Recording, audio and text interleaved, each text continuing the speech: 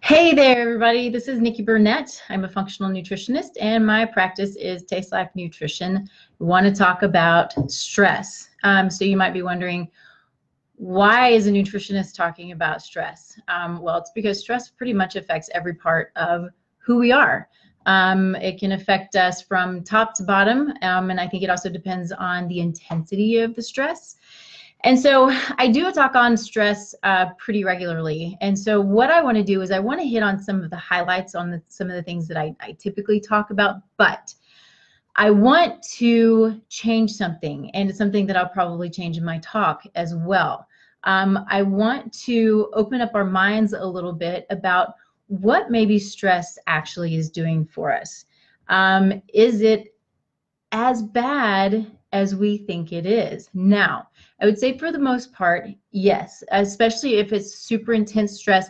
There are the stresses that I think can go to the point of trauma, then that's an issue. But if we're dealing with the daily stresses of life and kids and work and all of these things, maybe there's a little more to it than what we typically think of. And so we'll get into that a little bit. And then what I'm going to do at the end is a little bit of a surprise, I think. But what got me to thinking about this was I was at a networking meeting, and they did a TED Talk. And it was this girl named Kelly McGonigal.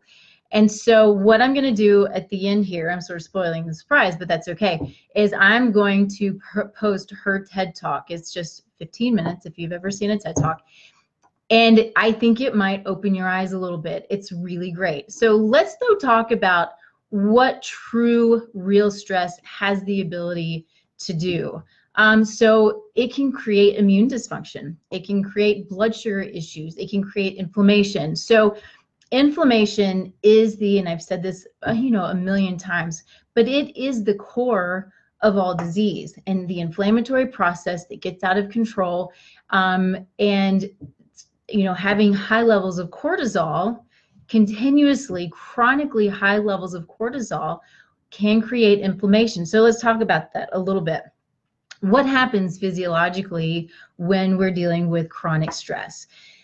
What happens, so in normal situations, we have our catecholamines. So we've got we've got cortisol, epinephrine, norepinephrine.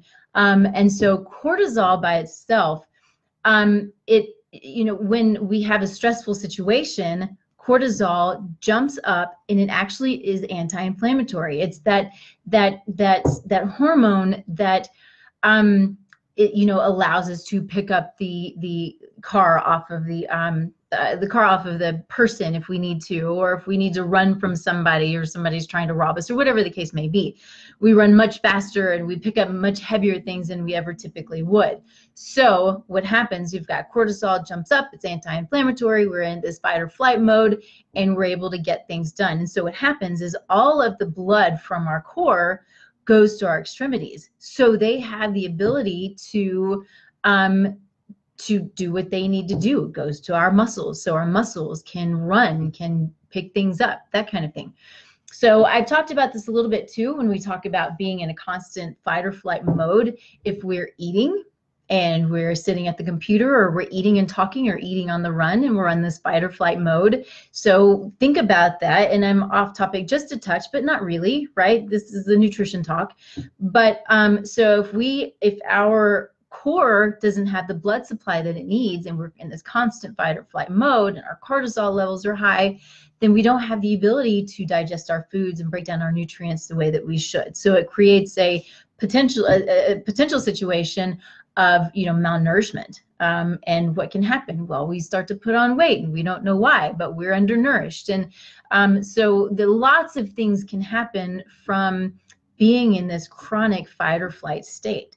So natural or normal jumps in cortisol is okay, and it's anti-inflammatory. But what happens is cortisol, as if it sits in a chronically elevated state, well, then it becomes inflammatory, and then it becomes catabolic. Catabolic meaning it breaks down muscle tissue. So we don't want that to happen. So we want to keep our cortisol levels in good space. We want to meditate, right? So I'm going to tell you one of the things that I tell my clients to do. It's not the easiest thing in the world, but you've got to find what's best for you. Meditating for me, if I can go sit out in the sun for a little bit, I actually have a bench where I go and I lay down, and I will lay there for, sometimes 5 minutes, sometimes 20 minutes. It just depends. But that is my best place to meditate. And it has been an amazing thing for me. And so what I tell my clients just starting out is start out 5 minutes in the morning and 5 minutes in the evening, or 5 minutes in the morning and 5 minutes at lunch. You find your time when it's best for you. Some people need to do it in the shower if you've got kids all around you. Okay, so let's try to have some kind of control over these cortisol levels. Now, it's not always possible when we are dealing with significant trauma. Trauma is going to, will raise cortisol levels. It also can change our genetics. So that's where I think that when we get to the end of this, and she's talking about stress in her way and the research that she's done, cortisol as we deal with it on a daily basis is one thing versus stress from significant trauma. So some other things that that stress can do to us, and one of the things that I think is one of the most amazing things that I learned. I went to a seminar on neurotransmitters and brain health, and it was a 3-day seminar. It's pretty intense. But one of the biggest things that I got out of this seminar is stress shrinks the brain. It just kind of floored me, because stress and cortisol are a couple of the most damaging things to the brain, literally shrinking the brain. So there are many reasons why we want to keep our stress levels. We're going to have some stress, and that's okay. I think that's part of what motivates us, having some stress, little stressors here and there, even if sometimes they become a little bit more intense, those things motivate us. And I don't think it's the worst thing in the world, but we do want to keep it in control.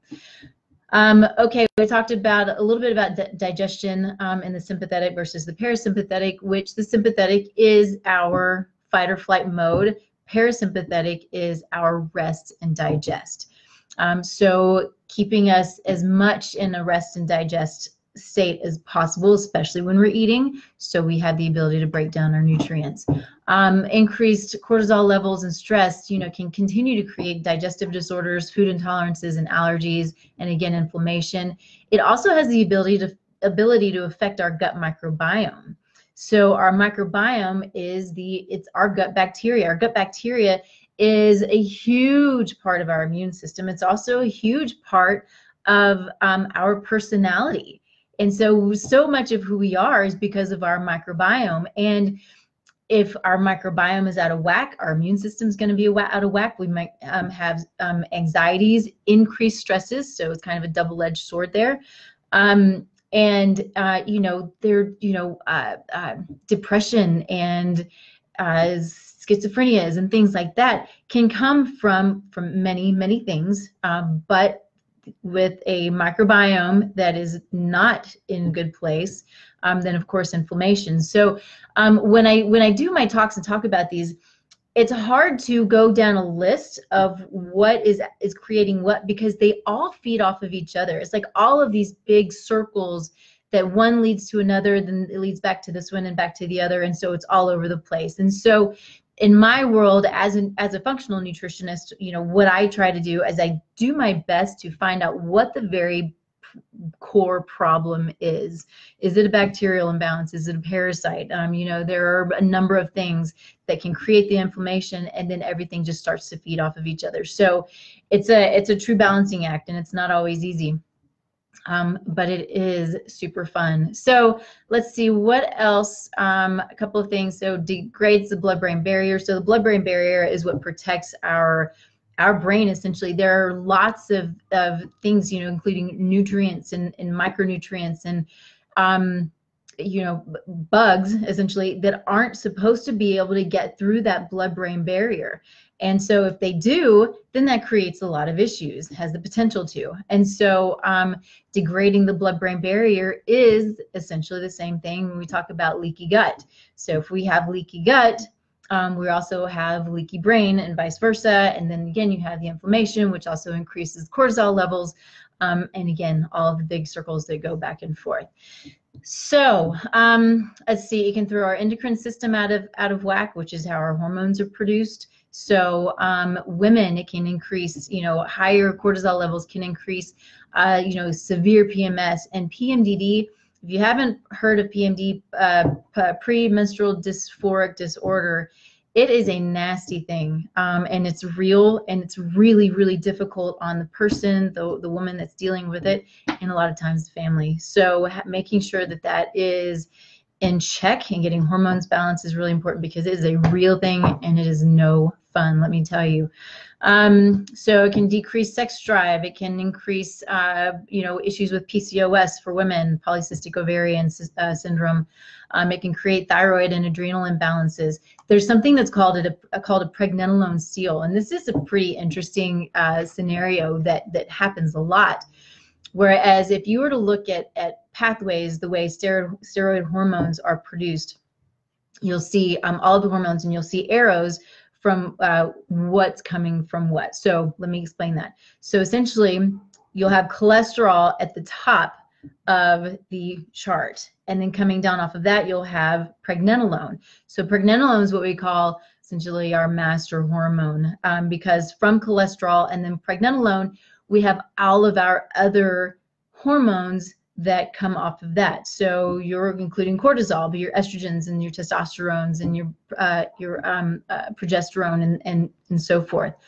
What can happen is if you have high cortisol levels, then it's essentially stealing hormones, it's stealing pregnenolone to create more cortisol, and takes away from the other hormones. So you're not producing the estrogen or the progesterone or the testosterone or any of the others that you need. And so this is an interesting situation too that you want to be aware of. If you have super high cortisol levels and you have super low other hormones, estrogens, progesterone, and so forth, we want to bring that back in balance.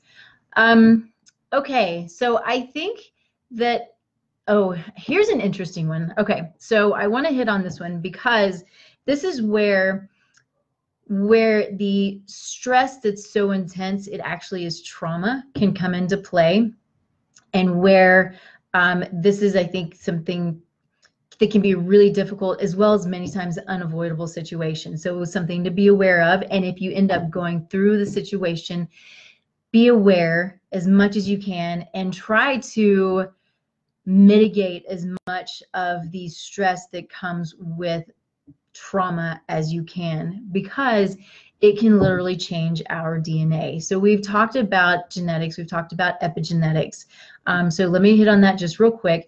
We have our genetic makeup, which is we've got our DNA, and so it's our eye color, our skin color, things like this that don't typically change, right?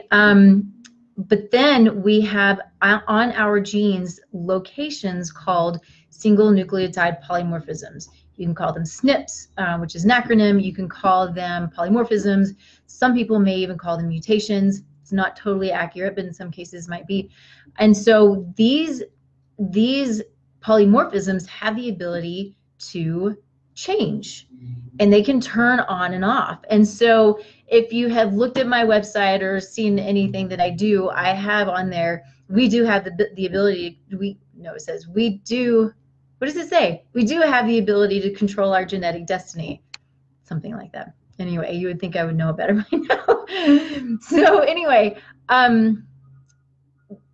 with that, and with intense trauma and chronically elevated stress levels, that can change our DNA. And so I have an interesting story of a friend who went through some severe trauma, lost multiple family members over a very short period of time.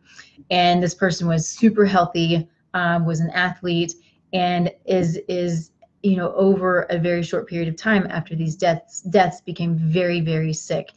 And that trauma induced this change in her epigenome.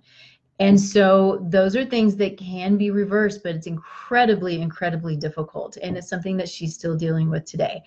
So one of the questions that I ask when somebody comes to me and says, there was this time, you know, just whatever is going on with me just started out of nowhere. And I asked them every time, is this something that happened after a trauma or after some severe stresses? And many times the answer is yes.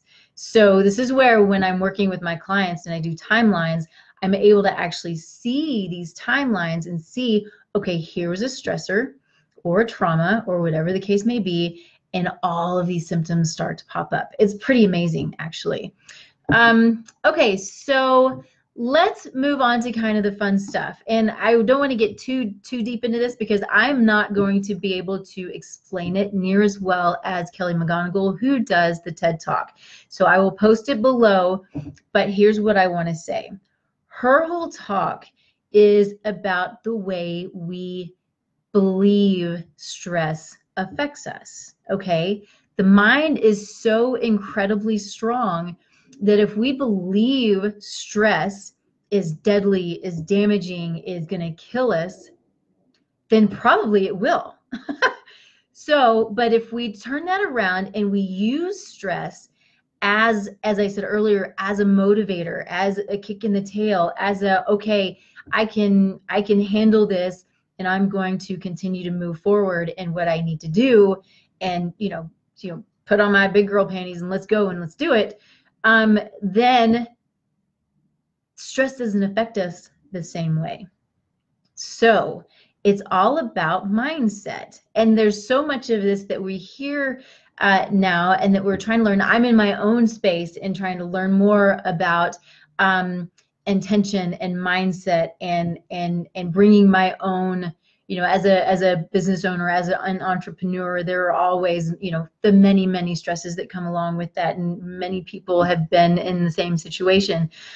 And so taking that back and believing that the stress is okay, that I can handle it, and everything is as it should be, it changes your biochemistry, right? It's the biochemistry of belief, essentially.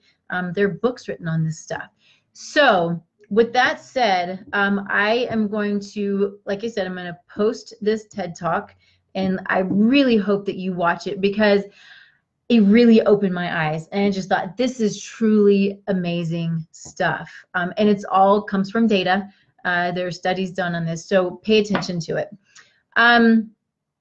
Lastly, I want you to think about going to my website. I have now put up a new functional health assessment. It's free, so you can go to that. You can see sort of what's going on with you, and then if you want to talk a little bit about it with me, then that's totally fine. I always do a free 15-minute consult, but I want to throw that out there because I'd love for you to check out my website, but do that health assessment, and let's start to get an idea of maybe what's going on, and you know, if there's anything going on, and what we might be able to do about it. So my website, tastelifenutrition.com, there is at the top, and of course at the middle of the page, it says take your free online functional health assessment. So do that. And as always, go, you can post questions below. Let me know if you have any questions about anything, if there's anything that I can help with. That's what I'm here for. I really want to post these to help as many people as I possibly can, to get as much good information as I possibly can,